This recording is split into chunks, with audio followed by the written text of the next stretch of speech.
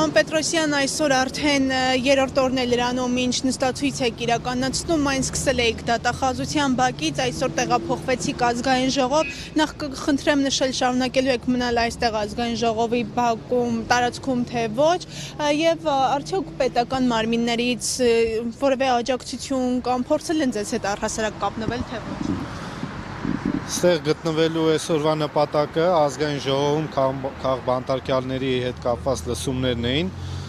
ու ստեղից էլի տարբեր մարդկանց իրազեկել ենք այդ հանրային պահանջը մեծացնելու հետ կապված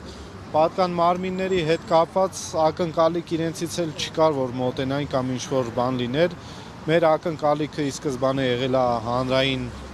մասայից ոչ թե իշխանությունից ու մենք այդ հանրային աջակցության միջոցով հասնելու ենք մեր նպատակին։ Լիդիա Մանթաշյանի ազատ արձակումն եք պահանջում, հենց այդ նպատակով էր այս ակցիան իրականացվում, նախաձեռնվել, իրականացնել,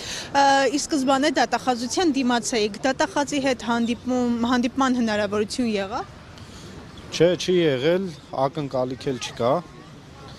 Էլի շարունակելու ենք այնտեղ, այսօր նշեցի, որ ինչի հետ էր կապված, վաղվանից նորից լինելու ենք դատախազության դիմաց։ Իշխանության ներկայացուցիչները նշում են, որ Հայաստանում քաղբանտարկյալներ չկան։ Այդ դեպքում Լիդիա Մանթաշյանը ով է եւ ում ազատության համար եք դուք պայքարում։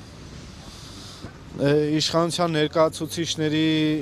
խոսքն ու խոսքի արժեքը վաղուց արդեն արժեզրկվել է Արցախյան պատերազմը տանուլ տալուց հետո եկեք չքննարկենք չքննարկվող էլ այդ իմաստ չկա դրա անդրադարձ կատարելու այլ հարցերին սիրով պատասխանեմ։ Պարոն Պետրոսյան, նաև այստեղ լսումներ էին այսօր իրականացվում հենց քաղբանտարկյալների թեմայով, ինչ եք կարծում, այս լսումները իրենց ազդեցությունը կթողնեն թե ոչ։ Լսումները դժվար իրենց ազդեցությունը տենց մեծ մակարդակի լինի, բայց կարևոր են, ստեղ գեր նպատակը հանրային մեծ պահանջ